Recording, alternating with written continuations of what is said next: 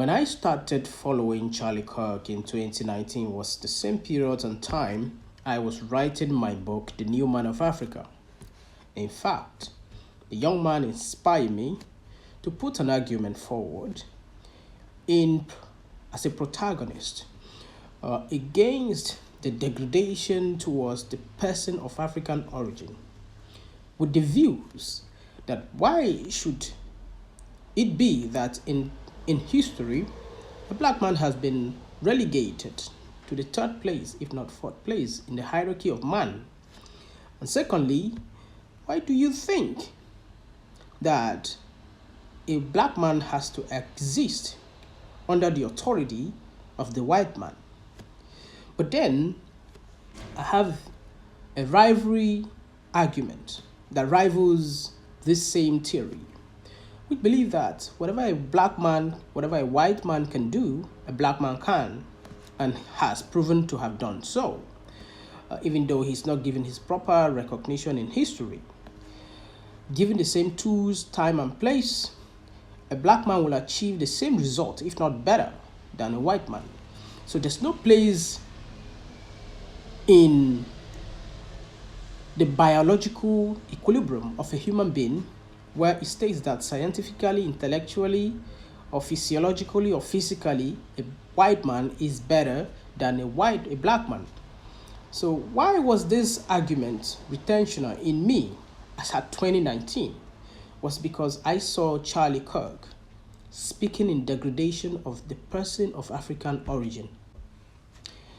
Here was a man, me, myself, arguing that I don't want to believe that white supremacy exists. But then there is white and black supremacy. There are black people who believe they are better than black people. There are white people who believe they are better than white people.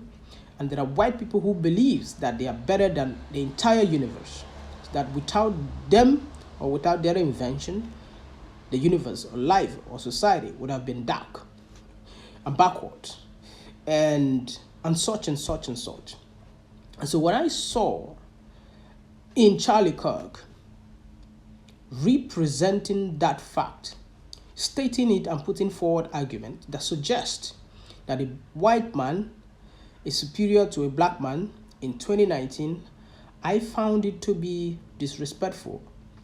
And then I didn't want to argue blindly and harshly as we have done in history. I needed to understand where he is coming from, his belief system, his ideology, his race. How was he born? How was he raised? What could be the causatives of his upbringing, his ideology, his. So I realized certain things.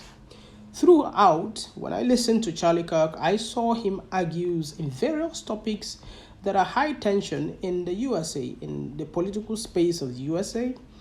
He has argued against gun violence. He has argued against abortion-free society in the US. He has argued against LGBTQ. He has argued also about transgenderism in the USA.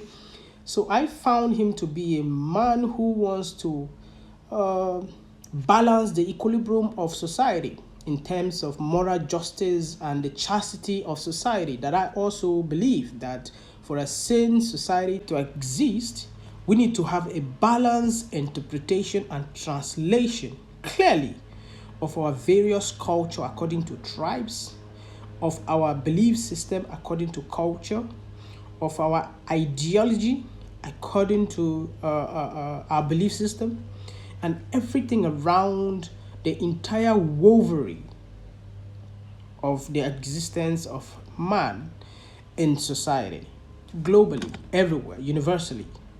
And so we need to be able to translate that in different understanding. And people have to have balanced facts. An argument has to be balanced. Shouldn't be one-sided. However, I would never have wished him to be dead. But then he was unfortunately assassinated in Utah, speaking in front of over 3,000 people, allegedly. Streaming live. Just like John F. Kennedy was assassinated in public. So I'm really worried and concerned for the US. because this was the same man who spoke unequivocally against gun violence in the USA. And here he is, a victim of gun violence.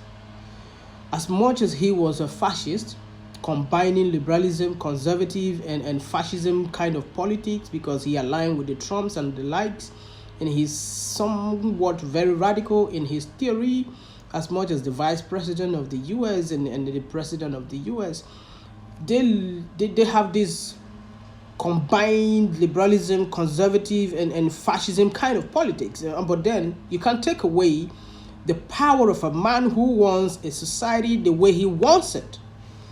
I needed such a man to be able to challenge the opposition, because as far as I'm concerned, black people have been the opposition throughout history. We have been the opposition.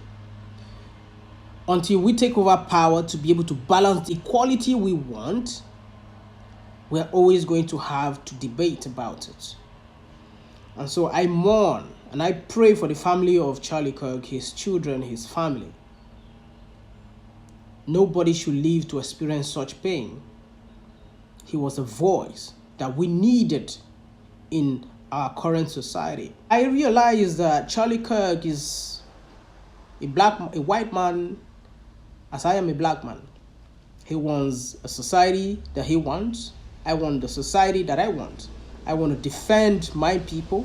He wants to defend his people. Hell, if I was superior in terms of the capacity of control that the white people control today, which make them to believe they are superior than what black people, I will want to maintain that. I want to be superior all my life. I want to maintain that power. And to maintain that power, such power, you have to control other people, other tribes, to be under you, to be subject, to be subordinate to you. So understand so well why black people would always struggle to have their place in society, because white people don't want to give up power, because they have power to control what happens in society globally. And so I understand that. Hell, of course, if Charlie was born in the 14th century, he would be a slave master.